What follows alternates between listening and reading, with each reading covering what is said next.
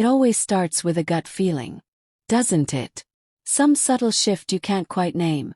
A hesitation, a softness in her voice when she said, I'll be out for lunch with a friend. The kind of softness you only catch if you've known the sharp edges. The coldness, the clipped tones, the sighs she thought you didn't notice.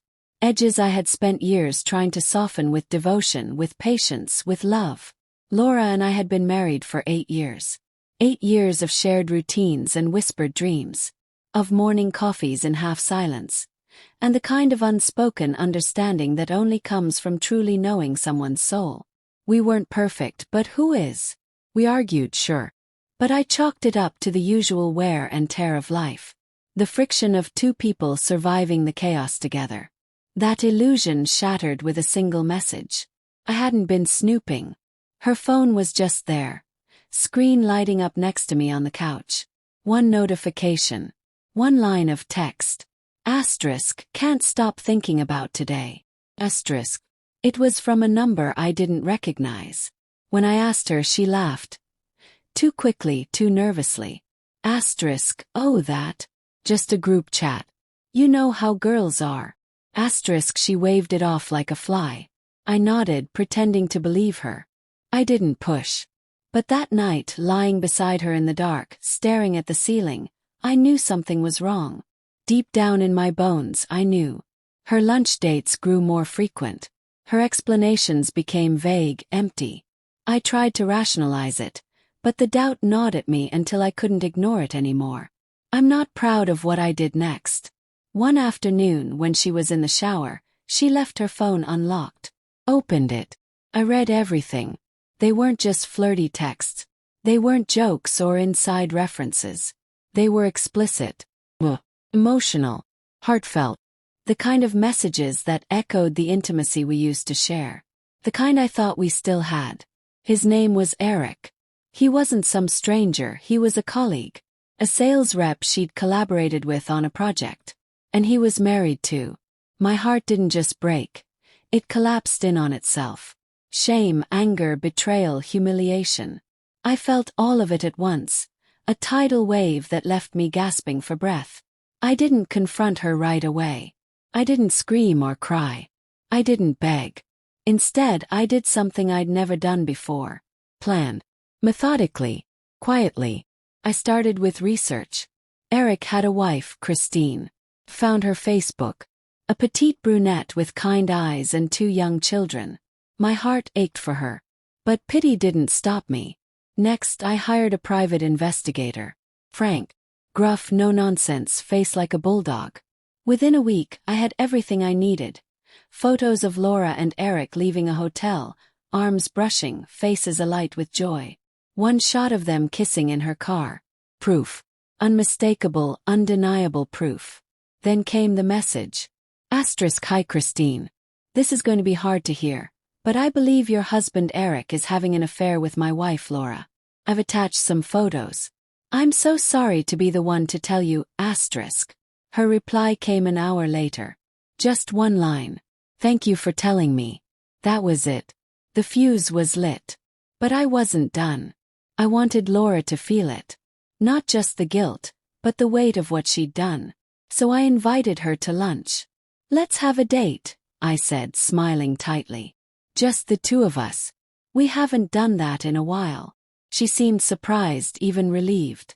Maybe she thought I was reconnecting. That I was still in the dark. She had no idea the storm she was walking into. I set the table carefully. White tablecloth. Best dishes. 2 glasses of wine. It looked romantic. But it wasn't. It was a stage. And the centerpiece wasn't roses. It was a manila envelope, thick with printed texts and photos. She walked in, cheeks flushed, smiling. That smile faltered when she saw the envelope. Her eyes flicked from it to me. What's this? She asked. Sit, I said. She hesitated, then sat. I pushed the envelope toward her. Open it. Her fingers trembled as she pulled out the photos. Her jaw tightened. Her eyes darted across the texts. I can explain, she whispered. Explain, said voice sharp, controlled. Explain that you've been lying to me for months. That you've been sneaking around with a married man.